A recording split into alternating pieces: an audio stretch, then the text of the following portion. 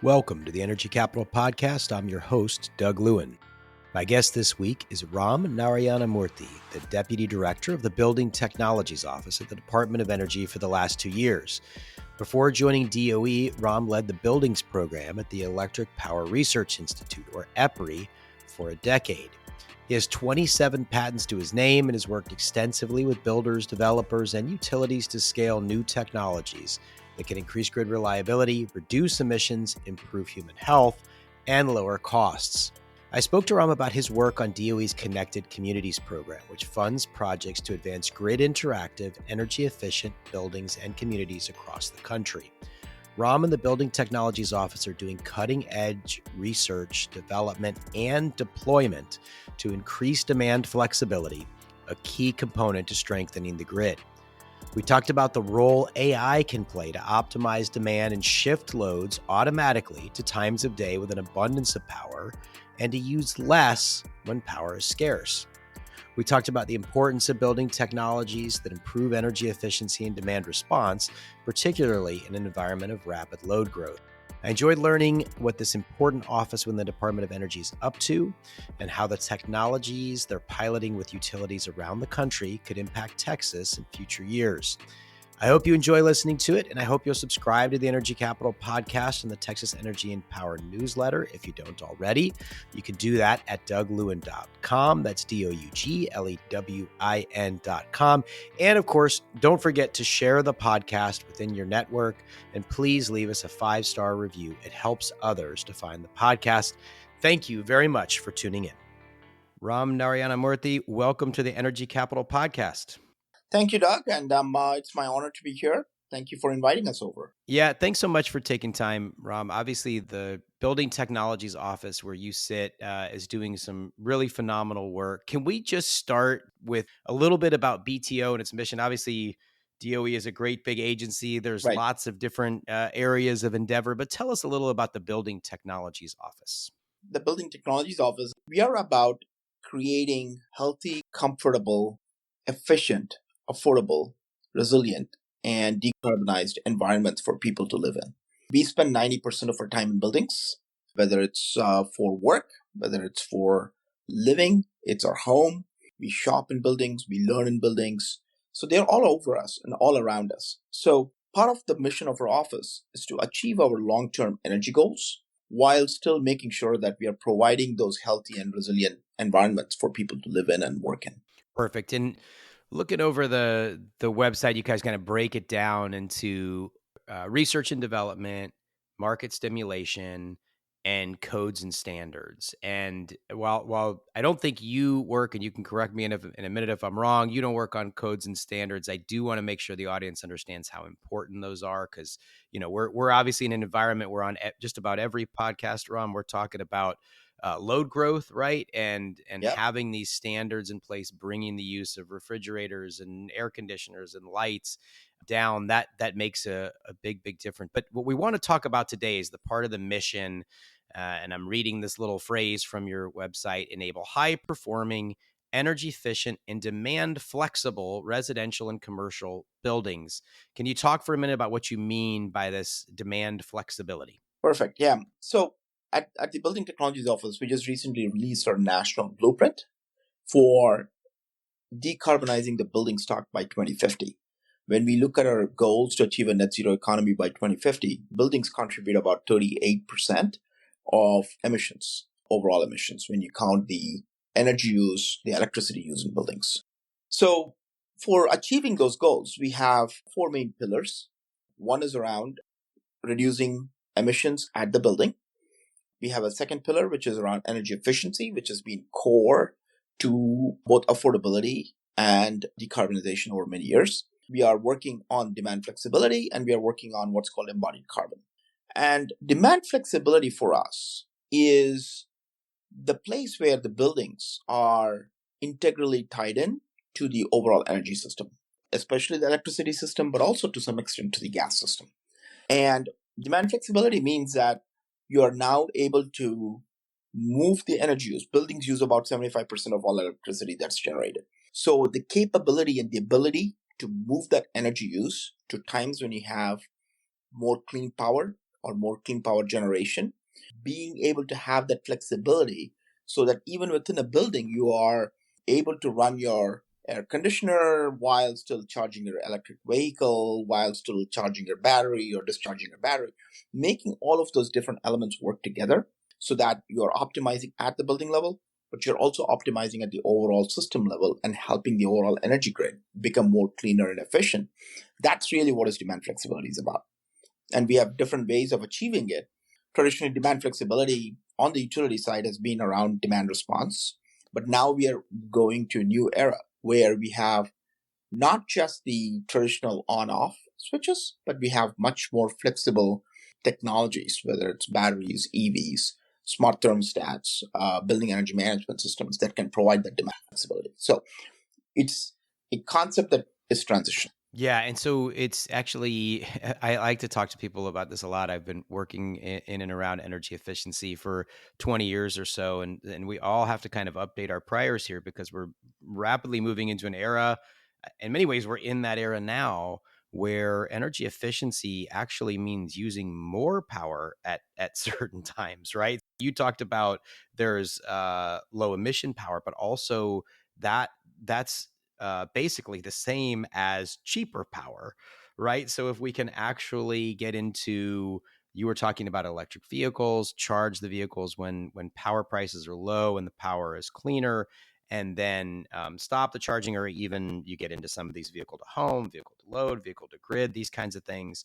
But even a more fundamental basic use case would be, and this is where the connection to energy efficiency and demand response come together, right, is with air conditioning, right? So if you Yep. can, particularly with some of the heat pumps, right, they can take a signal. So like you said, the old versions of demand response, direct load control, right, turn it off and people kind of sweating inside their homes. Now you can actually pre-cool when you have a lot of solar power and then use less during that period when the sun's going down. Are you guys looking at those kinds of things as well? Absolutely, yeah. And like you mentioned, right, technology's evolved a lot in the last 10 years. We have way more tools than we ever did in our tool belt. So when we think about what we can do today, you take a smart thermostat like a Nest or an Ecobee, and now you have the capability to remotely change the set points. Of course, you're working with the people who live in the homes to make sure they're still comfortable with what you're doing.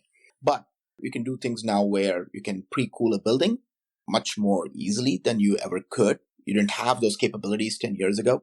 You could pre-cool a building, make the building comfortable, adjust the set points so that you're still sitting within a comfort range for the occupants of the building, whether it's commercial building, residential building.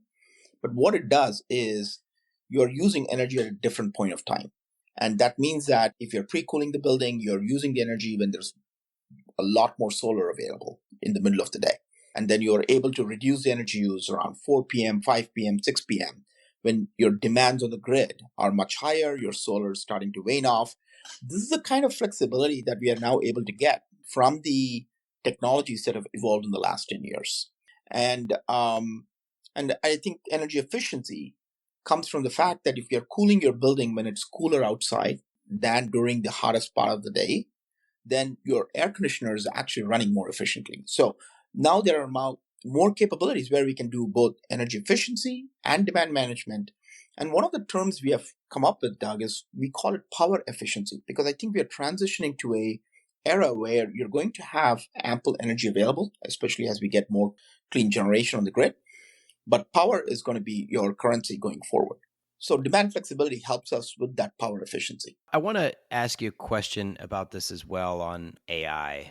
There's so much discussion again, probably at least every other episode of the Energy Capital pod. We're talking about artificial intelligence and how much, usually it's in the context, Raham, of we're going to be adding a lot of load to the grid and are we going to have enough power to serve that? But I think there's the other side of the coin there, which is, if people have the opportunity to say, here's my comfort band, right? I don't want it ever hotter than 78, 79 in my house. I never want it any colder than 70, 71 in my house, whatever. It's up to that person's preference or their family's preference or their business's preference or whatever. Then within that, AI can actually kind of move that load around. Does that kind of come into your work at BTO, or is it still a little far off? It's a great point, Doug. Yes, it has come into our work. it is something that we have been looking into. We have worked with multiple utilities, and even prior to my time at DOE, I'd worked with a lot of utilities looking at the capability to do that kind of adaptive, smart energy management. So you can imagine a world where, and I don't think we are very far from that world, where you can just talk to your smart speaker and say, hey, keep my home between 70 degrees and 76 degrees and let it take care of everything, right? And those are the capabilities I think we are getting with the evolution of computing, with the evolution of data, and how we are able to now interact with our homes and our devices. So it's a great thought, and I think we'll get there soon, sooner rather than we think. Yeah, I could even envision like we might not even be far away from where, yeah, you say this is your comfort band, and then Yeah. on certain days things are getting really dicey on the Yep. grid. You maybe get a message from the smart speaker, or it pops up on your phone. I know you don't want it hotter than 76 in your house. Power prices are really high. Would you take a $10 bill credit to let it go to 77? And you can say, nope, I'm having people over. I'm having a Yep. party at my house. You know, my elderly mother's visiting, and I don't touch my thermostat. And you just say no. Or you could say, you know what, I'm just about to leave the house. I'll take the $10. That's great, right? I mean, I don't think we're that far away from that. No, we're not. And if you go back to 2020, when California had their power emergency in August, Yep. and Yep. what's grid was a text message, a reverse Amber Alert that went, Yep. and people were responsive and they saved 2.5 gigawatts, which kept the grid on, right? So Yep. when people can do that manually, automating something like that would probably give us incredible amount of resources for demand flexibility. So all of this demand flexibility is happening at what y'all call, and obviously people have been talking about this for a decade or so. But again, I think the technology and the discussions are advancing. The term, a term I really like, grid edge, and I Yes. think it's very interesting that, in my view, and I think in the episode with Paula Balluz of EPE, we talked about this, where on her company's website, it's a firm of electrical engineers, and they have this image where, like, you sort of have this circle that was the grid, and what was inside the home or building was kind of outside that circle, and until fairly recently. Now the circle is widening, and we're recognizing that these devices, all the things we've been talking about so far and a lot more, actually can be considered as part of the grid. So the grid edge, was sort of like outside the grid. The edge was sort of outside, and now the edge is being brought in.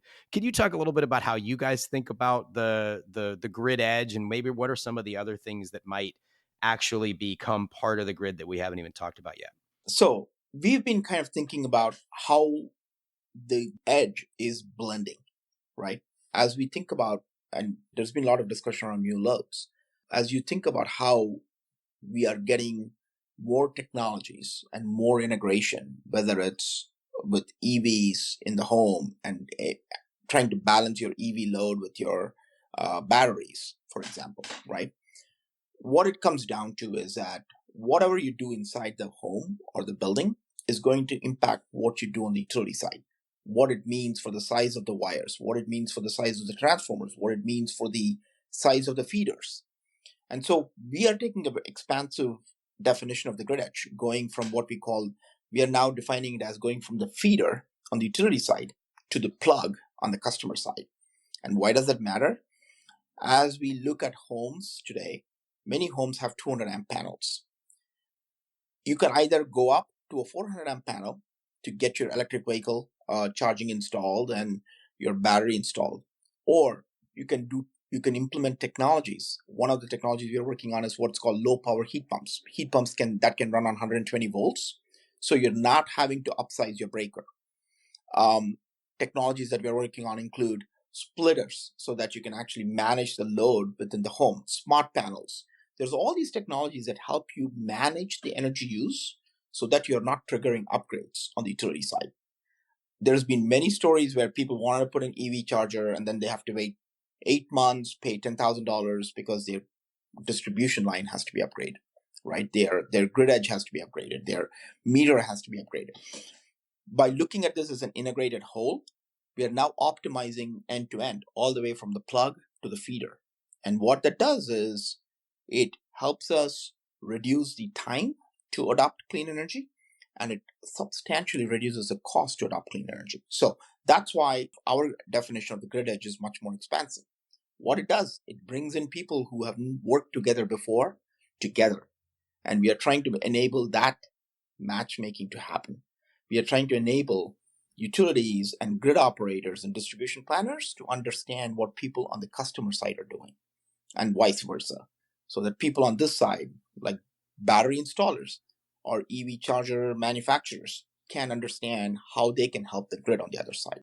Yeah, so important. Such an important mission and work. Let's talk about how the rubber meets the road here. You guys are doing something called the Connected Communities program, and you're personally involved with that. Can you tell us about the Connected Communities program and how it's connected to everything we've just been talking about? Yeah, the word connected is in it, right? What I think is happening is a confluence, which is connected communities is about the fact that your grid edge is where your electric vehicles, your rooftop solar, your battery installs, your heat pumps, they all come together. So for us, connected communities is about understanding how a community of buildings that employ all these different clean energy resources can optimize and work together to right size the grid on the other side. The whole thing is the big discussion has been we have new loads coming. People in utilities haven't seen this kind of or projected this kind of load growth in like 50 years. And the load growth is not just about how much we have to generate, it's actually hitting at the edge of the grid. As we get more electrification, more EVs, it's hitting at the edge of the grid. Upgrading existing distribution lines is very expensive because we already built out our communities, our cities on top of it. So for us, a connected communities is about how we are going to manage all these new loads and how we are going to right size the grid to manage the load growth. And this way you're optimizing for the entire system, not just a single element of the system. Yeah, I love some of the language you guys have on your website. I think is really quite descriptive of this. So the goal of the program you have on there is to quote validate grid edge technology innovations in real world situations and provide new tools for utilities, grid planners and operators, automakers and smart charge management service providers and the communities they serve. Can you talk a little bit about some of the early results of connected communities? You could talk about anything you want. One of the things I'm really interested in though, Ram, is, and you sort of alluded to it in what you were just saying, and it's in that statement that I just read. And there's different levels, different places. And I know you're an expert in grid edge and in demand flexibility, not necessarily in Texas, but in Texas, we kind of have this where we've got the transmission system operator, right? ERCOT. Then you've got distribution utilities. And sometimes there's not a whole lot of communication between those, right? And I know that happens other places too. So you can talk about examples from other parts of the country. And then, to say the least, the transmission system operator rarely understands at the plug level. They might understand customers that are the really big ones. They talk to the factories, the Bitcoin miners, the data centers, but not necessarily a residential customer. So what you've got in that statement that I just read is trying to kind of, again, connect is in the name, connect those different layers. That seems incredibly difficult, incredibly worthwhile as well. How has it gone so far? Yeah, great question, Doug. Yes, it is incredibly difficult, right? And we are not going to solve everything in one go. But what we are trying to do is take pieces of it and solve for the pieces. One of the unique things we have done, Connected Communities, this one, what we just released is what we call the Connected Communities 2.0, which is focused on the load growth.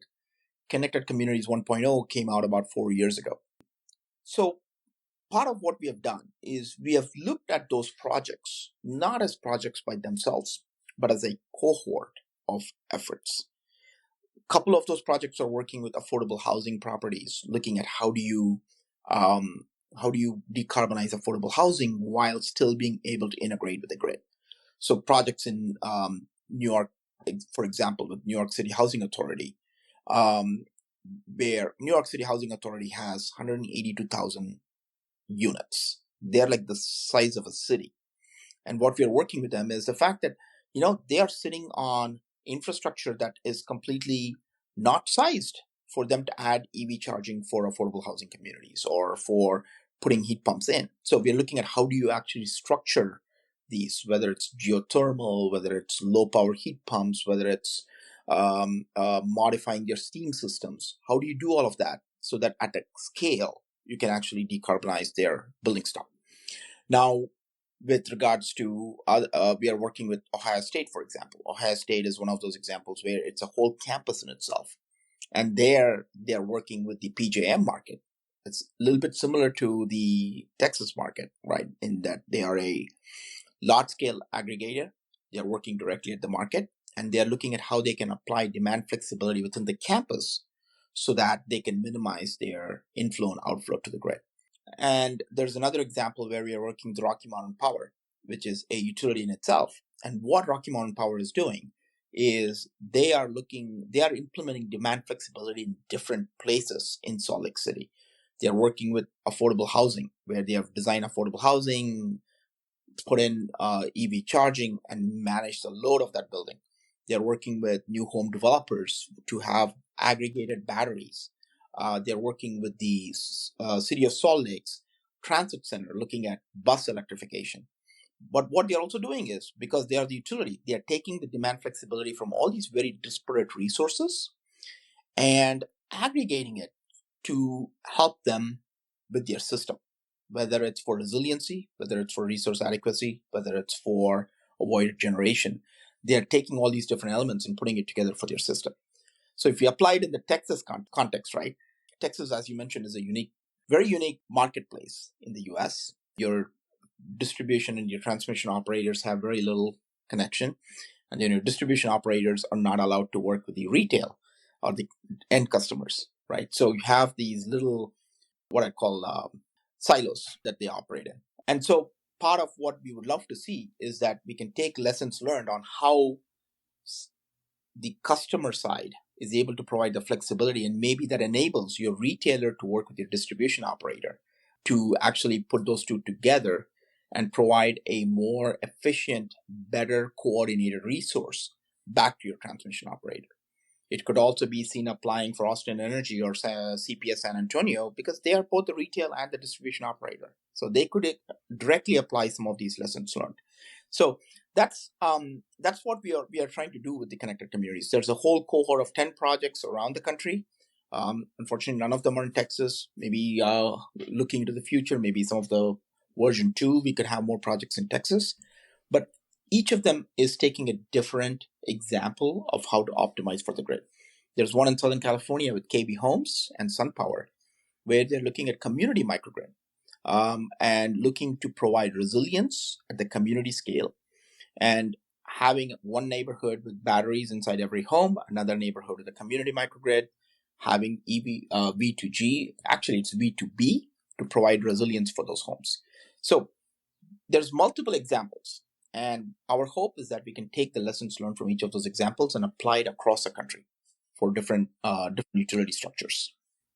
With that last example of Southern California, you said it's not V to G, it's V to what? V to B. Sorry, vehicle to building.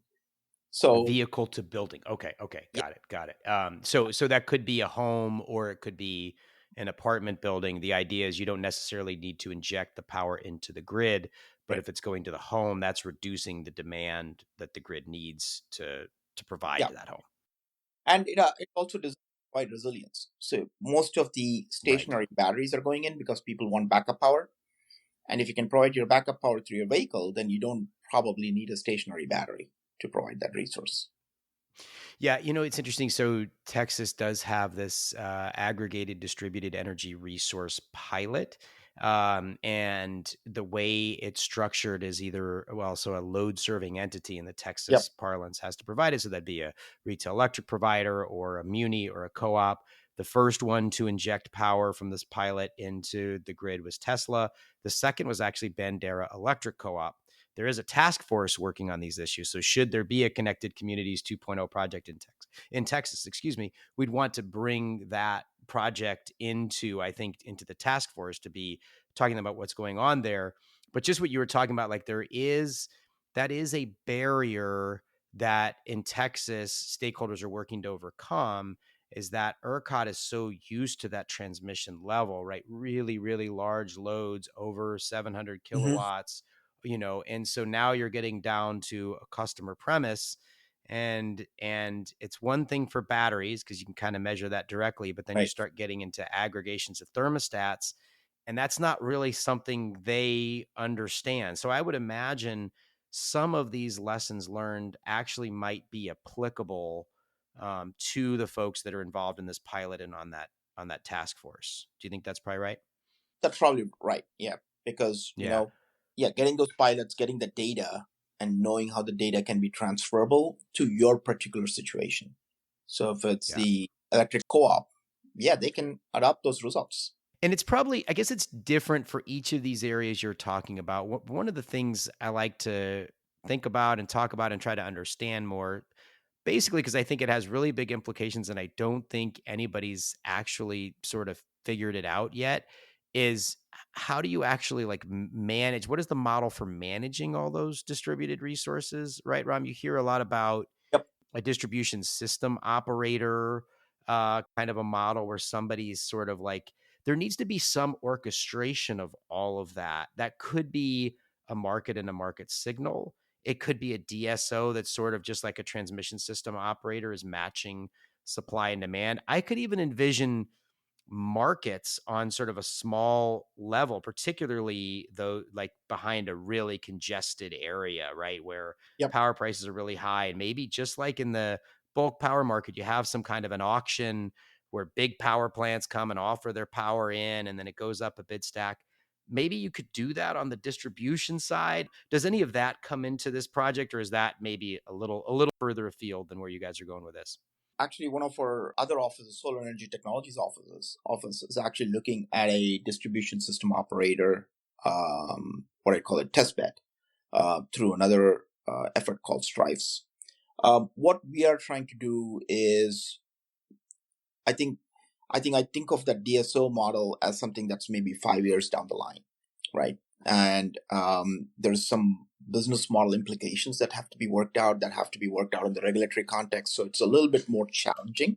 But what we are looking at is, independent of whether you have a DSO or it could even be the regulated utility who's actually managing all these resources, how do you actually, we are working on how do you actually get these resources aggregated so that it can provide your, whether it's distribution services or bulk services.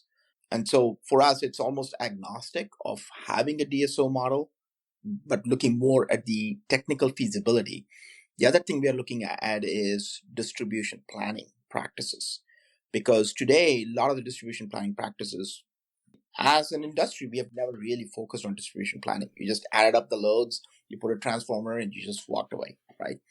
Now we are getting to a point where we need a lot of these additional loads on the distribution side of the network. And looking at these new technologies and how the stochastic nature of these technologies, because with controls, you can go up, down, etc. That has never been a part of distribution planning. Now, can you actually use controls, validate with field data, and use that to revise your distribution planning so that you are not oversizing the grid, right? So that's an area that we are focused on a lot. Yeah, I think that's really, really smart. And I will often do that. I want to like jump ahead to that DSO thing, which is kind of the shiny object. And I do Yep. think it'll be relevant in the longer term, but it's a bit of a crawl, walk, run, isn't it? And like the crawl or even the walk, if you will, is really doing some of that distribution resource planning where you're really looking at the distribution grid. And like you said, obviously there's some of that has happened. Yeah. It's usually internal to a utility. There's usually not a whole lot of, hey, maybe there's a provider out there that could bring this solution at the grid edge that would obviate the need for this transformer or substation upgrade. Mm-hmm. Now we're very much at the point where if we're not actively doing that work, I'm using sort of the royal we here, but Yeah. anybody involved in the power industry isn't involved in doing that work, we're just going to see costs pile up Yeah. so high that the system could potentially break, right? Yep. Absolutely. I Yeah. think that's bigger concerns, right? Because you look at the projections for load, whether it's for data centers, whether it's for EVs, whether it's for building electrification, the load projections are it's pretty significant. So being able to look at non-wires alternatives, do we really need this transformer, right? And we were meeting with some home builders, and it's not just the how many transformers do you need, but also the availability, right? So getting all of these optimized using better planning methods would really enable all of us, because it keeps your costs down for the power. It makes sure we are not completely overbuilding the grid because we don't have enough data. That's part of what we are trying to do. We are trying to get enough data at the grid edge so that the distribution utilities can do better planning and optimization of the distribution grid. Yeah, I had a meeting recently with a lot of folks that are utilities reps, just a great group to think and plan with. And one of the things that really emerged from this particular meeting was that intersection between planning and operations, and how we Yes. really need to get better at that and create that kind of Mm-hmm. loop where there's planning and then you're operating and getting the data, and then you're doing better planning, which leads to better operations. And it's like this virtuous cycle. Can you give an example, Ram, where just pick one of the examples from connected communities where that distribution planning function that is so critical maybe is happening exceptionally well? I will take one of the examples, which is in Seattle. There is a project that's going on in Seattle working with a number of the affordable housing developments. And what they're doing is, Seattle's unique in that there's a lot of electric resistance heating.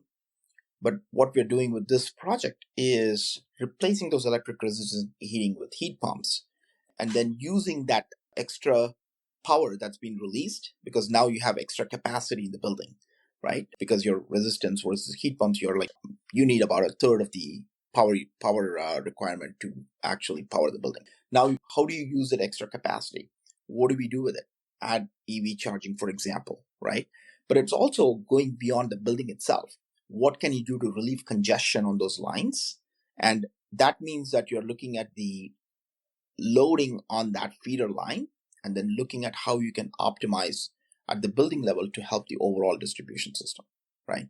So it is demonstrations at a smaller scale, but data at a larger scale that can then be used for better planning. I think one of the analysis that Seattle City Light has done is that if you have unmitigated expansion of EVs and heat pumps, etc., that they might need maybe 1.5 times more power than they have right now. But if you can actually implement energy efficiency and demand flexibility, you could maybe get it down to maybe a 50% increase. What they're looking at is, we don't have infinite amount of power that we can bring into a region. How do we optimize what we have? And then how do you optimize it all the way from the bottom to the top? Well, I'm so glad you brought up an example that uses resistance heat. We have a whole lot of resistance heat in Texas, and that was one of the problems FERC and NERC cited in their report post Winter Storm Uri. Yep.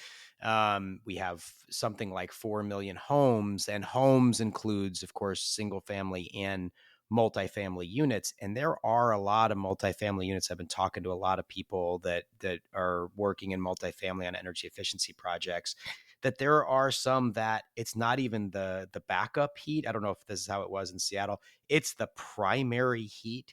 And so it's just insanely, massively inefficient, that's the negative side of it.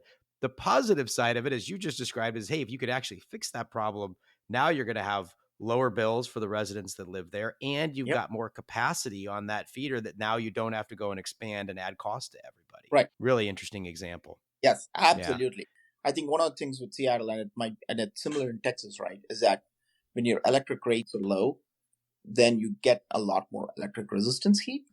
Yeah. But being able to drive efficiency, and I think it's going to be the same in Texas, if you can drive more efficiency, you're going to free up a lot of capacity on your distribution grid, which, who knows, I don't know what the number will be, but it could even be enough to help you with resource adequacy on the bulk grid.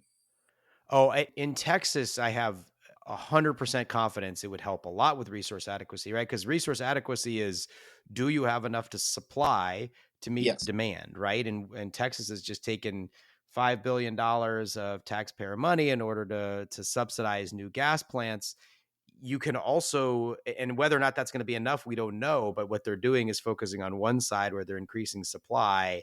The other side of that coin is, how do you reduce demand through energy efficiency? And in Winter Storm Uri, we don't know exactly what it was, but it was probably somewhere on the order of 20 to 30 gigawatts. I've written about this before. We'll put a link in the show notes to the data on this. And again, it actually appears in the FERC and NERC report. Great stuff. Do you guys have any sort of like case studies published on Seattle? If you have anything on that, send it to us and we'll add it to the show notes. If not, send it to us when you have it and we'll post it then. Our project is still in development because all these projects are in the phase of like trying to get things installed. But I think if we have any analysis, we can send it over to you. That's brilliant. Okay, great. And I meant to say earlier, Ram, I'll just say now, and we will put links in the show note to this, that the Connected Communities is not only at the Building Technologies Office, but is a collaboration. Correct me if I've got this wrong, but I think this is what I saw with the Solar Energy Technologies Office. You mentioned some of the work they're doing earlier, Vehicle Technologies Office and Office of Electricity. It's really great to see there's great work going on in each of those places. Good to see you guys collaborating across those different areas of DOE. And I think that's the future, Doug, which is that we have to look at this in an integrated manner. Yeah. If we don't, I think we're going to end up investing more than we have to and increasing costs more than we have to. So I think it's great that we were able to work with all these offices. In fact, we're also working with other offices like the industrial office, which is working on data centers. We are working with the geothermal office. We are working with potential partnerships with the hydrogen fuel cell office, because that's also an element of providing the resilience. Absolutely. Yeah, not only will costs be higher if we don't have that collaboration, I think that the outcomes in terms of reliability and resiliency, not even to mention sustainability, will be worse without that. Okay, let me ask you, you've touched on this a couple times because you've been talking about affordable housing, but I want to just dive a little bit deeper into this point is like, how do we actually ensure, because there's all this technology coming, we're talking about electric vehicles and heat pumps and thermostats. Obviously, all these things have a cost associated with them. And there's unfortunately a very large percentage of the population that is just struggling to pay the next bill and isn't really necessarily thinking about getting a heat pump or an electric vehicle. How do we make sure these technologies and the benefits are actually accessible and affordable to everybody, not just those with enough disposable income? It's a great point. So I'll go back to an initiative we launched last year. It's called the Affordable Homes Earth Shot. And so DOE launched 8 Earth Shots. This was the last one that we launched. And the focus there was, we said we are going to look at this concept of what we call trickle up of technologies versus trickle down. Traditionally, technologies go to the people who can afford it, and then it becomes more mass produced and commoditized and hopefully reaches everybody. But what we wanted to do was focus on technologies that can be specifically applied to manufactured homes and multifamily homes. That if we can make that happen, especially in an era where we have these great rebates and incentives through the IRA and some of the other utility programs around the country, and state incentives in many parts of the country, right? Can we now have technology specifically addressed to low and moderate income customers that can help us achieve those goals? We don't want to saddle them with the first cost, right? But if we can make these technologies more compact, more efficient, but also a smaller form factor, for example, so that you can actually fit into closets in apartments, for example, right? So how do you actually build these technologies that are a unique application, make it cost effective, and then use the rebates and the incentives to offset those costs so that you can get into the buildings? Another area is trying to figure out creative financing for affordable housing, for example. How do you use things like tax credits and use that as part of your financing strategy to get these technologies in? Because if you can get the technologies in, great example is electric strip heat. Getting a heat pump into those homes is expensive. But if you can figure out a way by which make those heat pumps more cost effective, less cost, and find a financing model that can get those heat pumps into those homes, everybody's going to have lower bills because of the efficiency, right? So for us, that's a core of what we are trying to do, which is focus on those building segments so that we can get more of these technologies into people's homes and reduce their bills. And once you get those in, then you have the flexibility, additional capacity, all of those benefits accrue.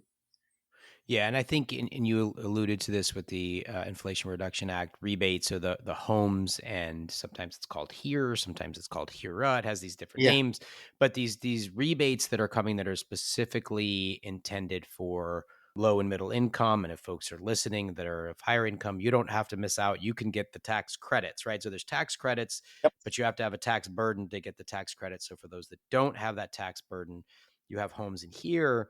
And then I think the next place, Ram, you mentioned financing. So people are having to pay their electric bill anyway. So if you picture somebody with a, two, three, I mean, in Texas, sometimes, it's not uncommon for people to have $400 and $500 bills.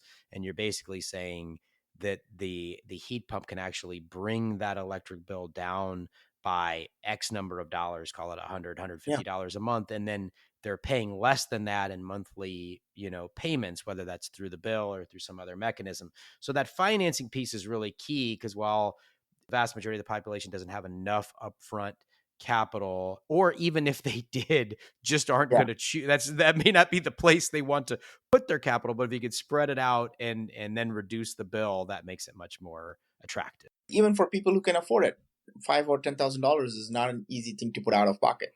And do some of the pilots have that financing piece as part of their? Any examples from the pilots that might be worth highlighting there? There's a couple of pilots that are looking at the financing as an integral part of the pilot, but more of it is actually financing the property owners. So one of the projects in Boston is with this wind companies, which owns around 120 affordable housing properties around the city of Boston. And what they're looking at is, can they buy all this energy efficient equipment, put it in, and finance it? But because they're a property owner, they don't pay the bill, right? So they want to look, can they use demand flexibility and revenues from the market to be able to pay the financing on these measures, right? So how do you actually make the numbers work out? And can we use the electricity markets, as a way of making all these split incentives and the numbers work out, right? Amazing. Again, it's all exploratory, right? We have to explore this to figure out if there are models that we can make to work. Yeah, no, that's great stuff. I mean, a lot of this is going to emerge, whatever somebody had in their plan, they'll get into it and Yes. do some learning and find that, oh, actually this thing is going to work better. So yeah, it's kind of the way innovation happens, right? And so I tell people, no answer is actually a very valuable answer when you're doing R&D, because That's that right. means that you're avoided a whole lot of investments in a direction, and you can go invest in a different direction. Yeah, exactly right. So one more thing I want to ask you, and then I'll see if there's anything else you want to add before we end. But I think this is really key. I mean, I'm trying through this podcast to expand the number of folks. The number of folks who are interested in the grid was expanded by Winter Storm Uri and then by Hurricane Beryl. And I think, unfortunately, there's going to be more events like this as we get more and more climate extremes. But trying to talk about these things on a level that folks that are in the industry understand, but also folks that just had a tough time during Uri, or just even worse than a tough time, just sometimes just tragic or horrific, whatever word you want to put on there. And now they want to know more about the grid. They're not grid experts. So can we talk just a little bit about the communication side of this? Like how does this vision of demand flexibility and grid edge, how do we make this kind of understandable and even desirable to a much broader range of people? I'll answer in two parts. So first is, how do we communicate this, right? So when we look at what people want, and this goes back to where I started my discussion, people want healthy, comfortable, affordable, and resilient homes. So if we can communicate this in terms of, hey, we are going to make your homes healthier. I'll give you an example. When we did work with Southern California Edison and we retrofitted affordable housing, and you took out like single pane windows, leaky single pane windows, and put in double pane windows, the biggest thing that people noticed was not all the heat pumps that got put in, but the fact that now they didn't have a dirt ring around their window because they were close to a freeway with high diesel pollution. And now they felt their indoor environment was more healthier, right? So you have to be able to communicate those. We have to be able to communicate the fact that by doing some of these upgrades, you're actually going to be more resilient. I go back to some of the tragedy that we heard about during Uri, right? People didn't have great insulation in their homes, which means their homes are now more prone to get colder and create health impacts. So if you're able to insulate the home, right, now you are able to protect that home and protect the people in those homes from getting as cold as they did, right? And now you have a real health benefit. You have a real benefit of providing better resilience and maybe avoiding some of the tragedy, right? So I think we don't want a disaster to be able to communicate the benefits, but we want to be able to communicate the benefits of better indoor air quality, right? More comfortable homes, lower asthma rates if you are able to keep the homes better protected, right? So those are the things I think we can actually communicate and say, hey, this is going to make your home better. And of course, if you're able to get demand flexibility and they're able to get $25 or $50 every month Right. from the utility, that goes into their pocket too. So that's, Right. I think, where we have to really work on our communications of these energy benefits. We call it non-energy benefits, but they're actually benefits of energy that are not related to just money. There's so many more benefits, and we need to do a better job of communicating that. That's right. That's right. And it is tricky because you just, people's motivations are different. Some folks Yes. are, they've got somebody in the home with asthma, and that's really the thing that motivates them. Others, it's that bill, and they really don't, they don't want the bill as high. I think control is another piece of this, because you Yeah. got a lot of the gadget geeks out there that Yep. just they want to have the app, and they want to be able to see. There's just, humanity is diverse, and there's a lot of different entry points to this kind of thing. We have to be able to communicate them and then connect with people where it's valuable to them. That's where the community organizations come in, because the community organizations work in their local communities and they understand what the needs of the community are. So if we can work with the community organizations, understand what the problem is, and be able to frame the benefits of what we are doing as solutions to the problems in those specific communities, I think we can do a great job of communications that way. I think that's exactly right. Ram, is there anything I didn't ask you that I should have? Anything else you'd like to add in closing? Yeah, one thing I wanted to add is also the resilience aspect. So when we talk about connected communities, yes, it's benefits to the grid, but we are also very focused on customer resilience. And customer resilience for us is not just making sure there's a microgrid and you're able to provide power. It's about every little piece that you do in a home, whether it's having one of the innovations that we have fostered is a 120 volt induction cooktop that can run for 3 days and power a fridge for 3 days, right? All those little pieces add up together. Better insulated home, but the ability to cook and store food for 3 days means that you actually have a huge amount of customer resilience. So I want to add that we are very focused not just on the bigger policy picture, not just on the bigger goals for the grid, but we want to make sure that we also improve customer resilience as we go through this energy transition. Does that 120 volt induction cooktop that powers a fridge, does that exist now, or is that in R&D? No, it actually exists. It's on pilot runs. So we funded it through one of our funding opportunities in 2020. It came on the market in 2022. It's a company called Channing Cooper that developed this. So essentially, induction cooktop with a battery inside it. So you can even provide grid services if you want. You might have just sold an induction cooktop for Channing Cooper, because we're kind of in the market for one. So I'm going to go look that up. If I can't find it, I'll ask you afterwards. That's amazing. I have not heard of that yet. There's more out there than any of us could know. Hey, this has been great. And yes, the resilience piece. Look, I mean, you're talking to somebody in Texas, right? We're recording just a couple months after Hurricane Beryl happened. Yep. We also had the largest wildfire the state has ever seen earlier this year. And I think we're rapidly heading towards, times when people will lose power in advance of a wildfire, when there's wildfire conditions to hopefully prevent that wildfire, but that means people without power. So that passive survivability by increasing insulation, but then also having the power sources there on site, that is obviously extremely important to Texas. So glad to know about your work. Thanks for taking some time to tell us about it, Ram. Yeah, and Doug, and one thing I'll finish off with is to say, finding these solutions is going to require every entity across the board to work together, whether it's public utility commissions, the grid operators, the utilities, the customers. We have to create these collaborative efforts where all of them are able to work together, understand what each other is doing, and that'll help us build a better energy future for ourselves. 100%. Thanks so much, Ram. Appreciate it. Thanks, Doug. Thank you for your time. Thank you for listening to the Energy Capital Podcast. I hope you enjoyed the episode. If you did, please like, rate, and review wherever you listen to your podcasts. Until next time, have a great day.